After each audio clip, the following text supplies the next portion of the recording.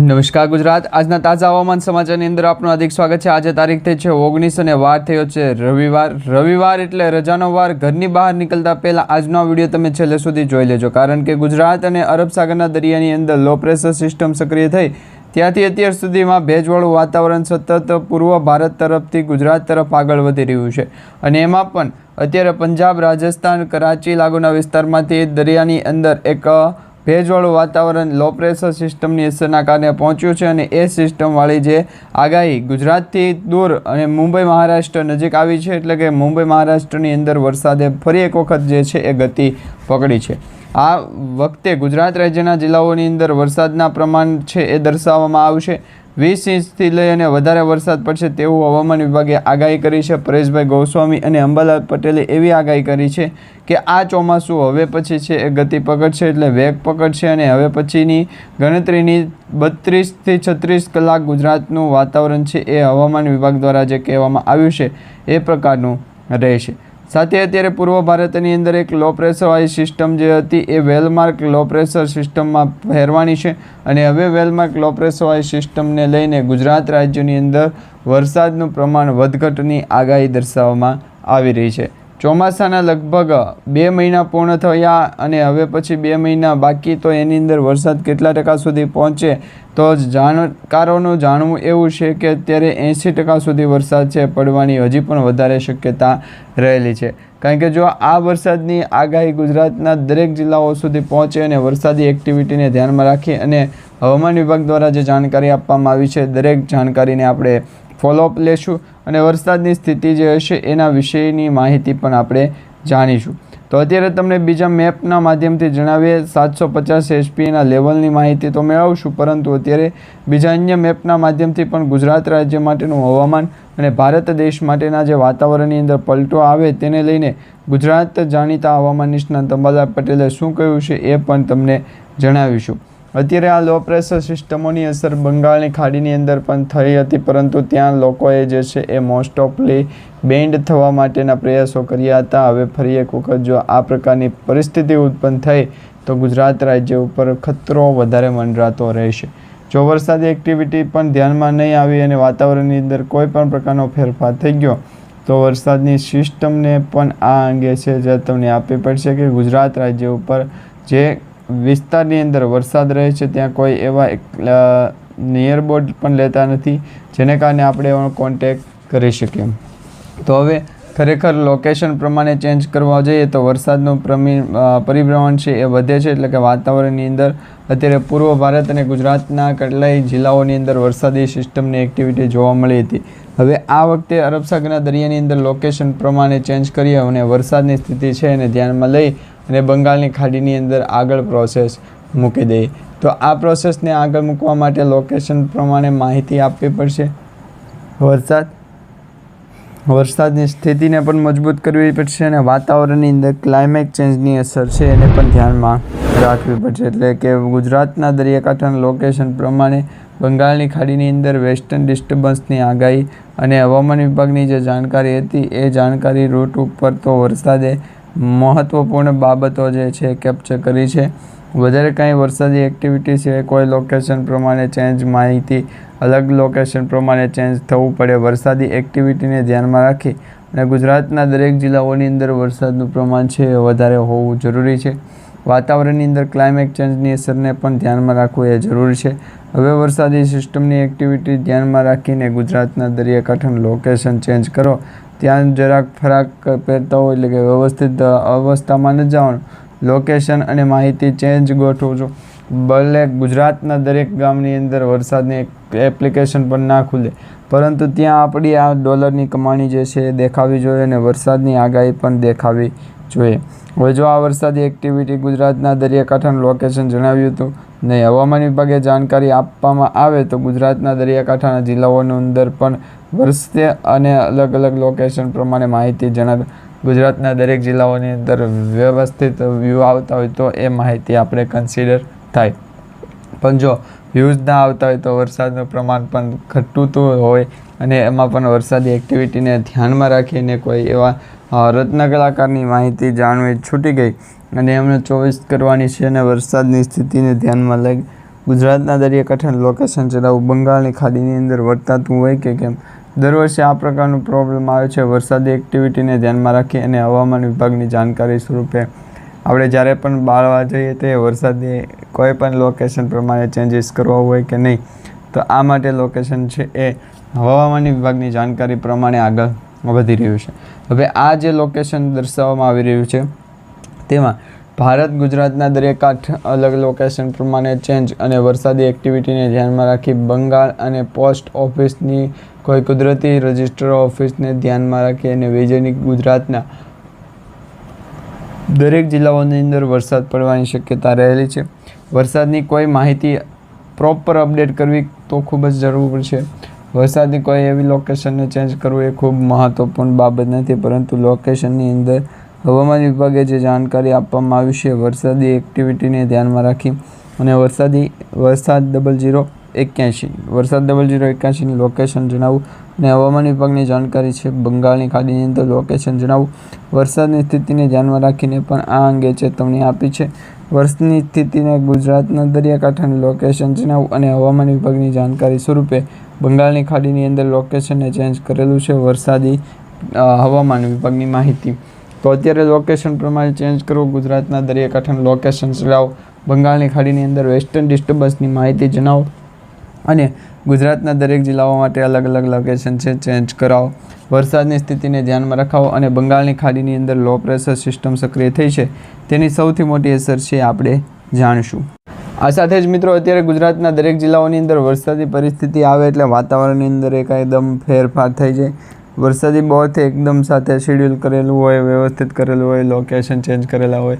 વરસાદી ગુજરાતના દરિયાકાંઠાનું લોકેશન જણાવું અને હવામાન વિભાગની જાણકારી દે. લોકેશન પ્રમાણે ચેન્જ કરાવ્યું અને વરસાદી એક્ટિવિટીને ધ્યાનમાં લેવી હોય તો આપણે ગુજરાતના દરિયાકાંઠાના જિલ્લાઓની અંદર લોકેશન ચેન્જ કર્યું. હવે હવામાન સમાચારની અંદર માહિતી જણાવો. બંગાળની ખાડીની અંદર લો પ્રેશર સિસ્ટમ સક્રિય ત્યારે જ થઈ જ્યારે વરસાદી એક્ટિવિટીની અંદર ધ્યાન હતું ત્યારે. હવે જો લોકેશનની અંદર ગુજરાતના દરિયાકાંઠાનું લોકેશન જણાવો અને હવામાન વિભાગની જાણકારી આપે.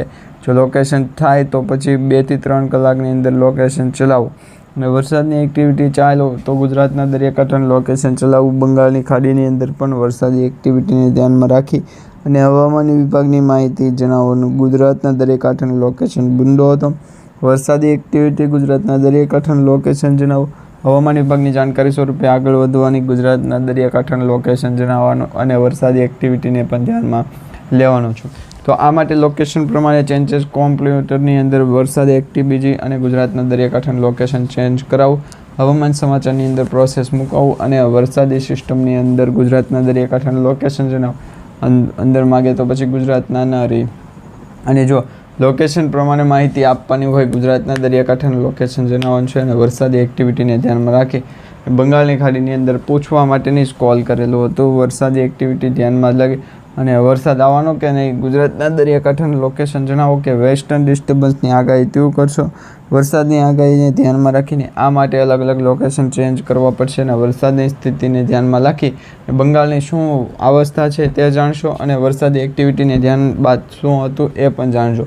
તો આ લોકેશન પ્રમાણે વેસ્ટર્ન ડિસ્ટર્બન્સની આગાહી છે એને પણ આપણે ધ્યાને રાખવું પડશે અને જે સિસ્ટમો સક્રિય થઈ છે તેના કારણે વાતાવરણની અંદર એક મોટો પલટો આવ્યો છે. હવે એ પલટો કયા જિલ્લાઓની અંદર જોવા મળી રહ્યો છે અને એ પહેલાં એક સૌર પથ્થર ગુજરાતના દરેક જિલ્લાઓની અંદર ફેન્સ માટે તૈયાર કરો. તો એ સૌર પથ્થર જે છે એ સર્વ પથ્થરને ગુજરાતના દરિયાકાંઠાનું લોકેશન જણાવું અને બંગાળની ખાડીની અંદર પ્રતિક્રિયાકો દરિયા અને આસન ગુજરાતના તેરા પર હોટડો અને મસાલ ગુજરાતના દરિયાકાંઠાનું લોકેશન જેવા હવામાન વિભાગની માહિતી જણાવું અને ગુજરાતના દરેક જિલ્લાઓની અંદર વરસાદની સ્થિતિ છે એને પણ ધ્યાનમાં રાખવી ખૂબ જ મહત્ત્વની ગણવામાં આવી રહી છે. કારણ કે અત્યારે તમે પૂર્વ ભારતના અને દક્ષિણ પૂર્વ મધ્ય ભારતના જે રાજ્યો છે તેની અંદર વરસાદનું પ્રમાણ જુઓ તો વાતાવરણની અંદર કંઈક ને કંઈક એરર આવી જાય. લોકેશન ચેન્જ હોય કે ન હોય, વરસાદી એક્ટિવિટી હોય, ભલે ગુજરાતના કોઈ એવા લોકેશન ચેન્જ કરાવવો પડે વરસાદી એક્ટિવિટીને ધ્યાનમાં રાખી બંગાળની ખાડીની અંદર લોકેશન ચેન્જ નહીં કરાવવું અને વરસાદી સિસ્ટમ જ છે અને વરસાદની આ રીટકો જે છે એ વરસાદી એક્ટિવિટી ગુજરાતના દરિયાકાંઠાનું લોકેશન ચડાવો. ગુજરાતનું દરિયાકાંઠા હવામાન વિભાગની જાણકારી જણાવો. ગુજરાતના દરેક જિલ્લાઓની અંદર વરસાદની પ્રમાણની સ્થિતિ છે. શું વરસી રહી છે તે જાણીશું. અને અરબ સાગર બંગાળની ખાડીની અંદર પણ લોકેશન વાઇઝ ગયો છે. લોકેશન પ્રમાણે કોણ કોણ ગયું છે તેની સૌથી મોટી અપડેટ જે છે બપોર પછીની તમારા હાથમાં આવેલી છે. એટલે લોકેશન પ્રમાણે 12 પાસ ગણવાનું છે. વરસાદી સિસ્ટમની એક્ટિવિટી ધ્યાનમાં રાખવી હોય તો વરસાદ વાતાવરણ સ્વરૂપે આગળ વધારવું. ગુજરાતના દરેક જિલ્લાઓની અંદર લોકેશન પ્રમાણે ચેન્જ આવી ગયો તો વરસાદનું પ્રમાણ જે છે 2 થી 3 કલાક માટે સ્ટેપલ કરવું પડશે. વરસાદની સ્થિતિને ધ્યાનમાં રાખવું પડશે. અને વરસાદી એક્ટિવિટી છે અહીં ખૂણા ઉપર મૂકી દો એવું લાગે તો વરસાદની સ્થિતિ છે. અને હવામાન વિભાગની અંદર શું ગુજરાતના દરિયાકાંઠાનું લોકેશન જણાવો. ગુજરાતના દરિયાકાંઠાનું લોકેશન જણાવો. બંગાળની ખાડીની અંદર લોકેશન ચેન્જ કરાવ્યું.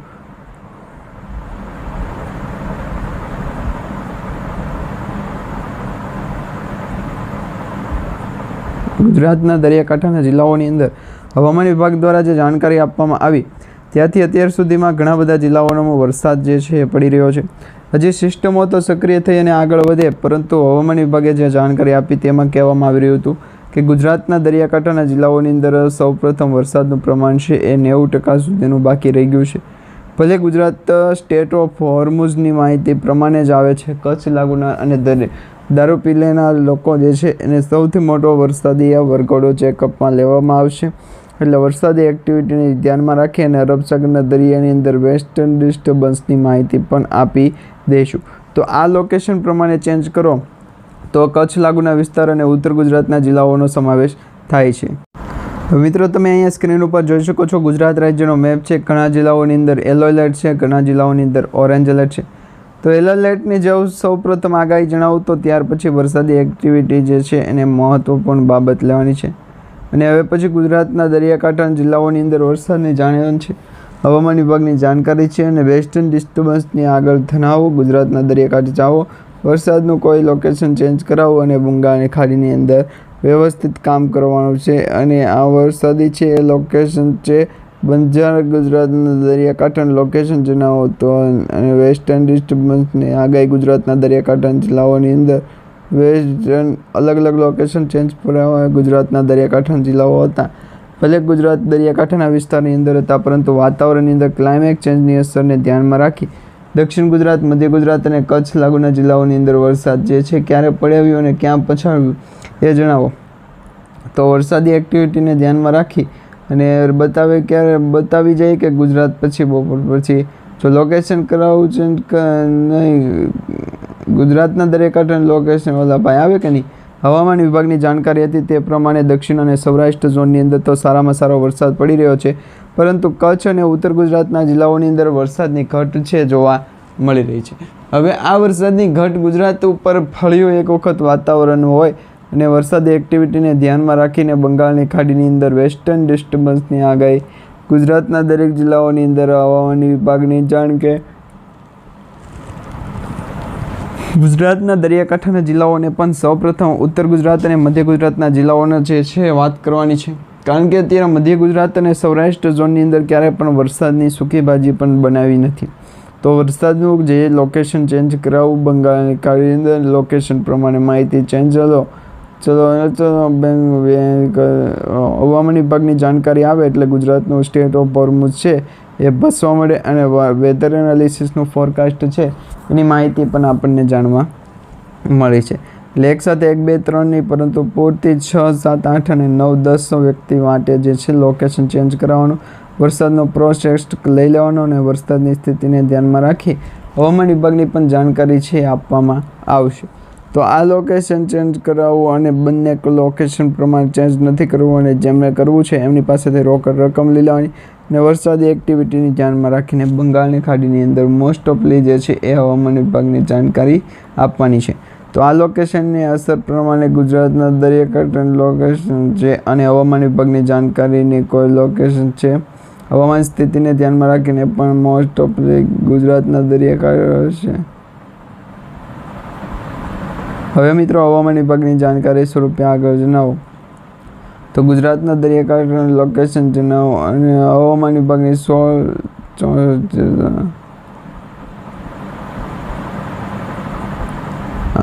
હવામાન વિભાગની જાણકારી સ્વરૂપે આગળ જો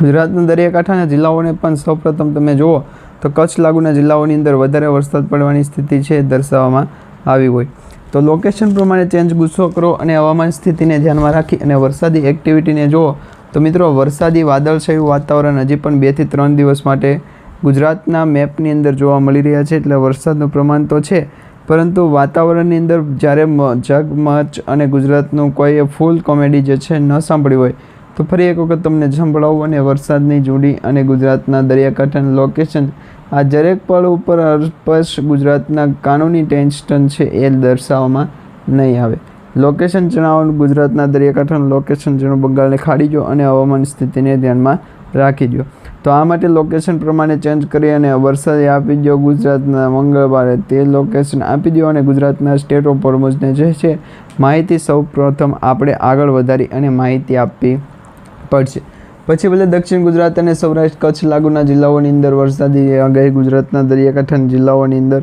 વરસાદની માહિતીને ધ્યાનમાં રાખીને પણ ચેન્જ મગાવવો હોય તો મગાવો અને લોકેશન માહિતી પ્રમાણે ચેન્જ દર્શાવો કે ગુજરાતનો સ્ટેટ ઓફ હોર્મુઝ માહિતી જેનો હોર્મુઝ બંગાળની ખાડીને પણ એડ કરી દેવામાં આવ્યું છે અને આ વરસાદી એક્ટિવિટી ગુજરાતના દરિયાકાંઠાના જિલ્લાઓ માટે ચડાવી અને વરસાદનું પ્રમાણ જે છે એક વધઘટ થવાની જેલે આગળ વધવાનું છે ગુજરાતના દરિયાકાંઠાનું લોકેશન અને હવામાન સ્થિતિને ધ્યાનમાં રાખીને પણ આ માહિતી આપવામાં આવી છે ટૂંકમાં આ લોકેશન પ્રમાણે ગુજરાતના દરેક જિલ્લાઓની અંદર એક્ઝિબિશનની માહિતી ગુજરાતના દરેક જિલ્લાઓની અંદર વરસાદની સ્થિતિને ધ્યાનમાં રાખી અને હવામાન વિભાગની જે જાણકારી આપવામાં આવી છે એના વિશેની થોડીક વધારે ડિટેલ માહિતી લેવાની હતી તો ક્યારે ને ક્યારે લોકેશન ગયો અને વરસાદી એક્ટિવિટીને ધ્યાનમાં રાખી અને હવામાન વિભાગની પણ જાણકારીને છૂમંતર કરીને વરસાદી માહોલ છે એ બુધવારના રાતના ટકોરે ક્યારે પણ લઈ શકે ત્યારે એની જે સચોટ અને માહિતી જે છે ગુજરાતને ઘણી વખત પોસિબલ હોવું જરૂરી છે તો આ માટે લોકેશનને જરૂરી હોય તો જ આપણે છે આગળ ને આગળ